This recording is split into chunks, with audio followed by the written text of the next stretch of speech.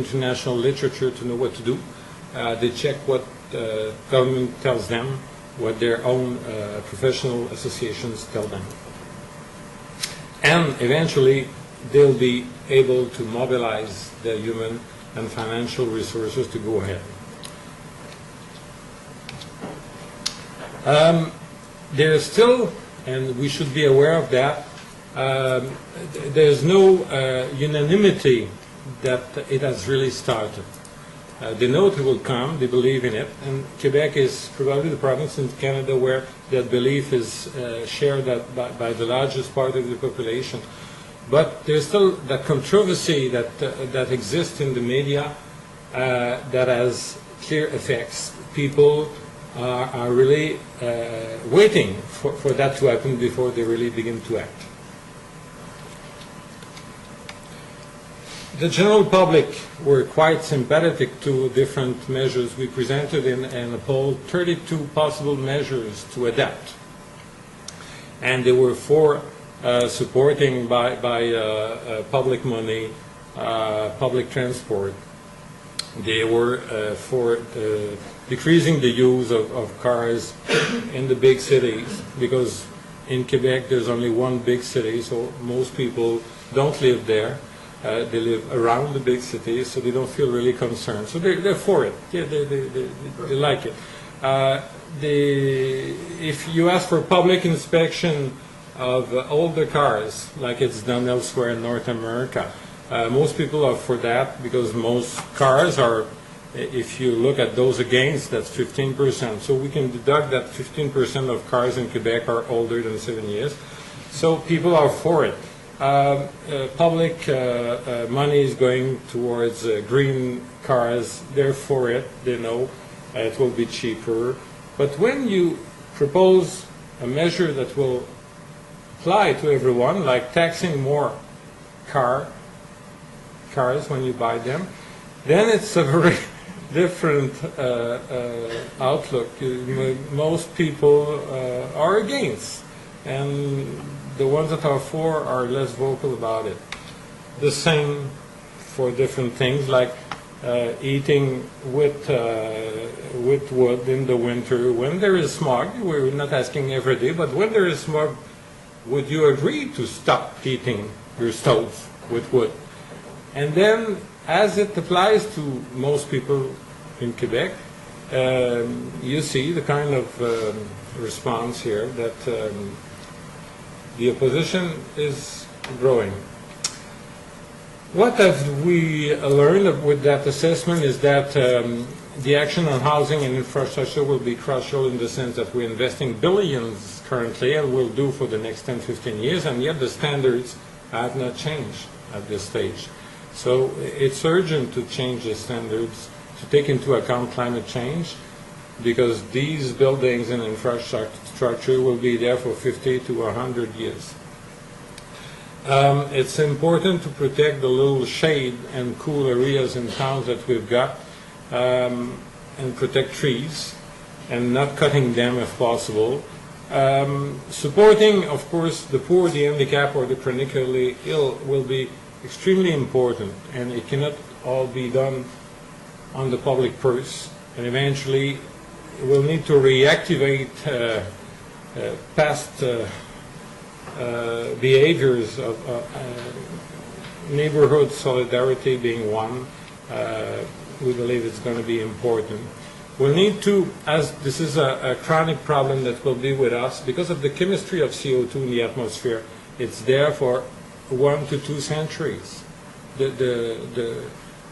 If we would stop now to emit CO2, there will still be an increase of 1 degree over the next 100 years. So it's there, it's a chronic condition. We'll need to explain the links to the next generation. We'll need to do that for a long, long time. That's what we have started at the Institute, with lots of reports and conferences and everything, and that we will continue for the next years. We are the only province with a full public health account of climate change at this stage in Canada. Chapter 6 of the National Assessment of 2008, published by Health Canada.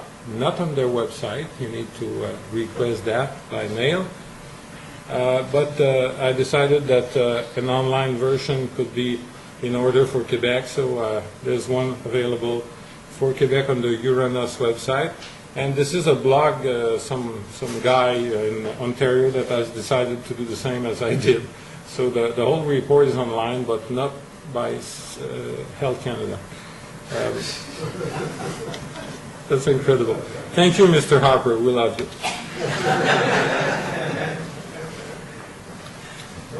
We have this research program at UNS, which is developing.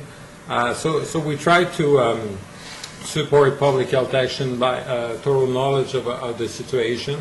So we have this consortium for research and adaptation at UNS. So we've got projects on cyanobacteria, gastroenteritis in the rural areas because of the fact that water is not treated as well.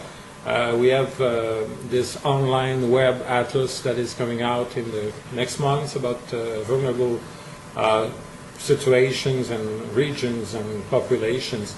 We're doing studies on links between heat and air pollution.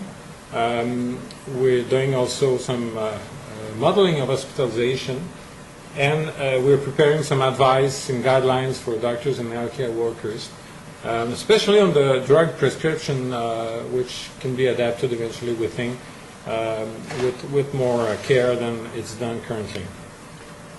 We have a new research program being developed for the next 5 years, trying to link UV exposure with the warming trend, because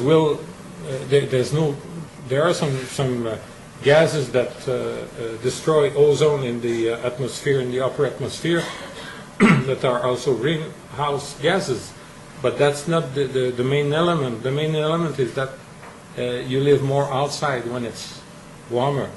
So that will by itself increase exposure to UV by about 50% according to existing studies. We'll develop a surveillance system for zoonotic and vectorial diseases. We're doing studies on the relationship between stroke and climate. Housing, public housing, and lots of interesting stuff is being developed currently in Quebec. Basically, we also have some adaptation work. We have a few millions there to prepare a plan to adapt our 1,700 buildings of the healthcare system to climate change, reducing greenhouse gases, but also planting trees and that kind of change in materials we use in those buildings. Some demonstration projects to develop cool islands or shade islands in cities. We're putting some 11 million there for pilot projects. We also are developing a training program for our system.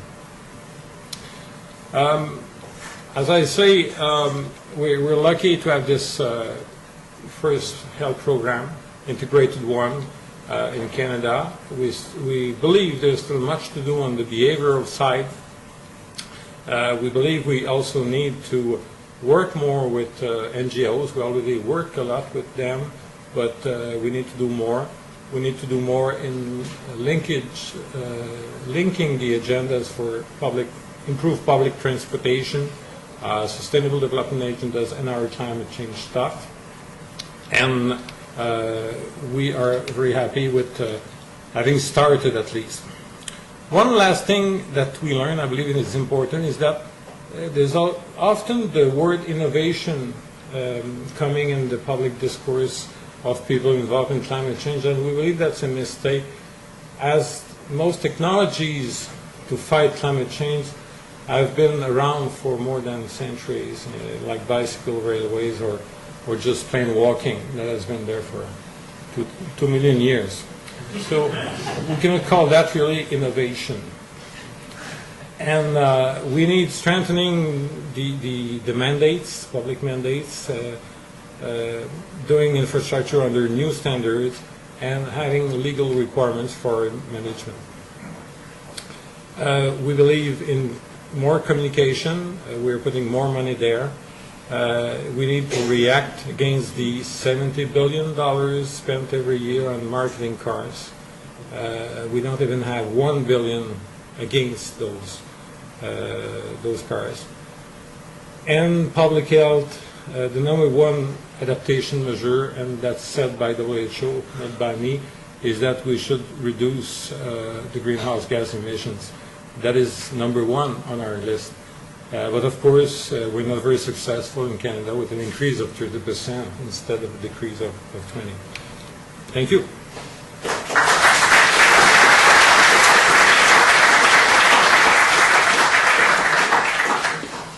Thank you very much, Pierre, for that extremely informative talk on what the Institute is doing in its